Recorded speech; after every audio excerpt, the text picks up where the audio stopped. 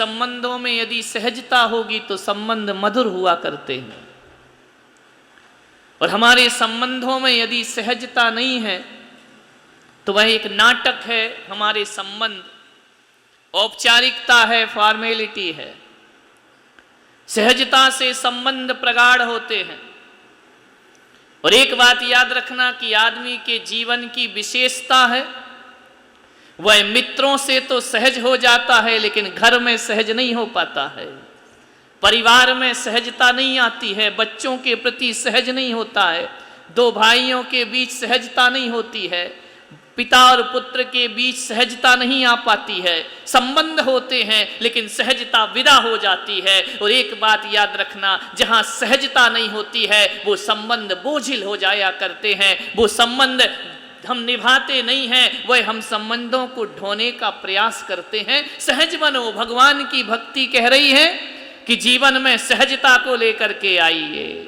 ध्यान रखना, क्यों सहजता नहीं आ पाती है हमारे परिवार में? कहीं ना कहीं हमारे बीच में स्वार्थ है, कहीं ना कहीं हमारे बीच में संसार आड़े आता है, इसलिए सहजता प्राप्त नहीं होती है। घर के प्रेम को सहजता नहीं कहते हैं, भगवान के प्रेम को सहजता कहा जाता है। हे भगवान, मैं तुमको क्या दे सकता हूं, और हे भगवान तुम मुझको क्या दे सकते हो? ना तुम मुझे कुछ दे सकते हो, ना मैं तुम्हें कुछ दे सकता हूं। जहां लेन देन का व्यापार खत्म हो जाता है वहां भगवान का प्रेम जागृत हो जाया करता है। वह भक्ति होती है। हमको तुमसे कुछ नहीं चाहिए और तुमको हमसे कुछ नहीं चाहिए। ये अर्घ चढ़ा दिए, श्रीफल चढ़ा दिए, क्या करेंगे भगवान इनका? विचार करिए।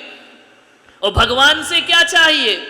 यही संसार की चीजें, ये तो बिना मांगे भी जानवरों को प्राप्त हो जाते हैं। पंचेंद्रिय के विषय भोग, इनके लिए मेहनत करने की कोई जरूरत नहीं हुआ करती है। ना मुझे तुमसे चाहिए, ना तुमको हमसे चाहिए। ध्यान रखना, तब जाकर के सहजता प्राप्त होती है। हमारे घर में, परिवारों में संबंध तो हैं, रिश्ते तो हैं, हम निभा तो रहे हैं, मगर उनमें सहजता नहीं। ज्यादा अनुशासन असहजता को उत्पन्न करता है। व्यर्थ का अनुशासन, व्यर्थ की कड़ाई, व्यर्थ का कड़कपन आपके घरों के संबंधों को खत्म। अनावश्यक अनुशासन किस काम के लिए है? ध्यान रखिए। सहज जीवन जिए, आनंद का जीवन जिए। ये सब लोग दूर दूर से आकर जो यहाँ बैठे हैं, सहजता के लिए बैठे हैं।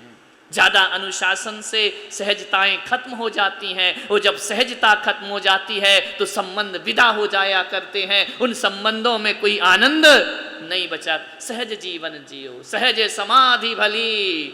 सहज में समाधि हो जाना चाहिए, सहज में धर्म की साधना हो जाना चाहिए। मान्यवर लोग कहते हैं हमें दुनिया से कुछ लेना देना नहीं, हमें समाज से क्या मतलब। कौन लोग कहते हैं? ऐसे कौन है जो कहते हमें दुनिया से मतलब नहीं, हम तो अपने में जे। ये वो लोग कहते हैं जो दुनिया से हारे हुए लोग होते हैं।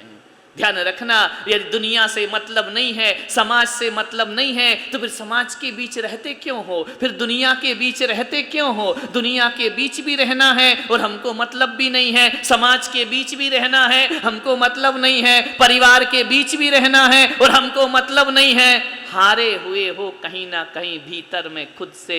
एक बात याद रखना, जो लोगों के दिलों में राज करना सीख जाता है, जो दुनिया के दिलों में राज करना सीख जाता है, जो दुनिया वालों को जीतना सीख जाता है, उसे मृत्यु के अंतिम समय तक दुनिया से मतलब हुआ करता है। लेकिन जो दुनिया से हारे हुए लोग हैं वो कहते कि हमको किसी से कुछ लेना देना, क्योंकि तुम में ताकत ही नहीं है लेने देने की, तुम कहां से लोगे और दोगे। ध्यान रखना, लोगों के बीच में रहते हो, लोगों के बीच में रहने से कुछ नहीं हुआ करता है। अरे कॉलोनियों में रहते हो, बड़े बड़े अपार्टमेंट में रहा करते हो, एक दूसरे से सटे हुए तुम्हारे फ्लैट बने हुए हैं, एक दीवार है दोनों के बीच में, लेकिन याद रखना, सोचना है हमें फ्लैट में रहना उतना महत्वपूर्ण नहीं है, कॉलोनियों में रहना उतना महत्वपूर्ण नहीं है, मोहल्ले में रहना उतना महत्वपूर्ण नहीं है। जिंदगी जीने लायक तो तब हुआ करती है जब हम लोगों के दिलों में रहना शुरू कर दिया करते हैं। लोगों के दिलों में रहो,